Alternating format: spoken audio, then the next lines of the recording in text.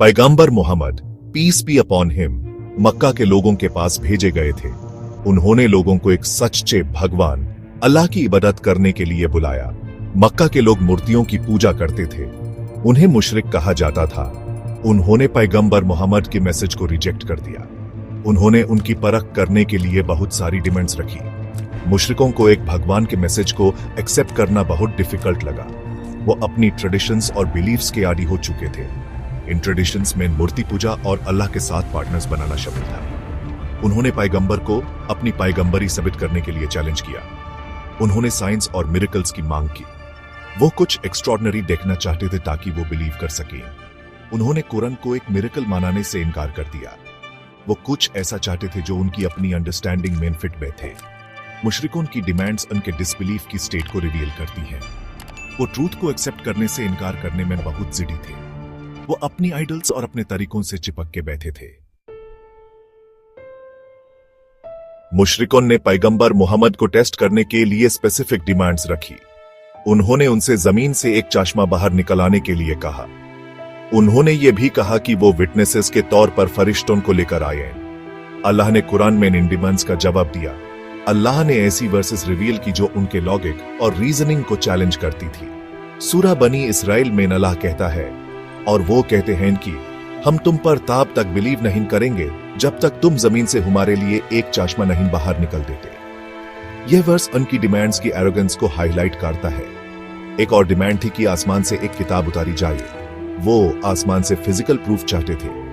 अल्लाह ने सूरा अनकबूत में जवाब दिया, कहो अल्लाह ही है जो सच्चाई के साथ किताब नाजिल करता है। इस बात ने एम्फसाइज किया कि कुरान खुद में एक मिरेकल है। मुशरिकों की डिमांड सिर्फ फिजिकल मिरेकल्स तक ही लिमिटेड नहीं थी।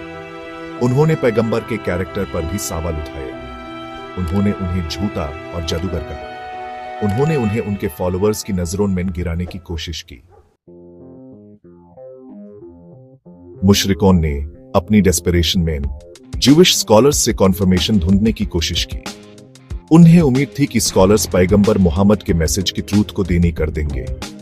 उन्होंने स्कॉलर्स से उन डिस्क्रिप्शंस के बारे में पूछा जो उनके अपने स्क्रिप्चर्स में पैगंबर के बारे में मेंशन थी। ज्यूइश स्कॉलर्स प्रोफेसीज से वाकिफ होने के कारण डिस्क्रिप्शंस में छुपी सच्चाई को पहचान गए। हावेवर, पैगंबर के लिए जेलसी और दुश्मनी ने उन्हें मुशरिकों को मिसलीड करने पर मजबूर कर दिया। उन्होंने पैगंबर से पूछने के लिए कुछ और क्वेश्चंस सजेस्ट किए। उन्होंने सोल की नेचर और 7 स्लीपर्स की स्टोरी के बारे में पूछा। ये क्वेश्चंस पैगंबर के डिवाइन नॉलेज को टेस्ट करने के लिए डिजाइन किए गए थे। अल्लाह ने अपनी इन्फिनिट विजडम में इन क्वेश्चंस की आंसर्स रिवील कर दिए। मुशरिकों क्लियर साइंस और आंसर्स मिलने के बाद भी अनकन्विंस्ड रहे। उनके दिल सख्त हो गए थे और वो अपने डिसबिलीफ पर अड़े रहे। यह इंटरैक्शन उन खतरों को हाईलाइट करता है जो उन लोगों से वैलिडेशन ढूंढने से होते हैं जो बुरी नियत रखते हैं। कांस्टेंट रिजेक्शन और हर्टफुल डिमांड्स के बावजूद पैगंबर मोहम्मद पेशेंट और स्टेडफास्ट रहे। उन्होंने उनके इंसल्ट्स और अब्यूज को ग्रेस और फॉरगिवनेस के साथ से लिया। उन्होंने कभी भी उनके प्रोवोकेशंस का जवाब गुस्से या नफरत से नहीं दिया। उन्हें कर्ज करने या उनकी बर्बादी की दुआ करने की बजाय उन्होंने उनकी गाइडेंस के लिए दुआ की। वो उनके लिए रोए, ये उम्मीद करते हुए कि वो सच्चाई को पहचान लेंगे। वो समझते थे कि उनका डिसबिलीफ इग्नोरेंस और स्पिरिचुअल ब्लाइंडनेस से स्टेम करता है। उनके रिस्पॉन्स ने एक सच्चे पैगंबर के कैरेक्टर को डेमोन्स्ट्रेट किया। वो सारी मैनकाइंड के लिए एक रहमत थे, उन लोगों के लिए भी जो उनका विरोध करते थे। उनका पेशेंस और कंपैशन उनके नोबल कैरेक्टर और अल्लाह में उनके अनवेवरिंग फेथ का टेस्टमेंट है। पैगंबर मोहम्मद के ट्रायल्स ह्यूमन फेथ, पेशेंस और परसिवियरेंस के बारे में वैल्यूएबल लेसन सिखाती हैं। वो हमें याद दिलाती हैं कि ट्रूथ के पाथ पर अक्सर रेजिस्टेंस का सामना करना पड़ता है।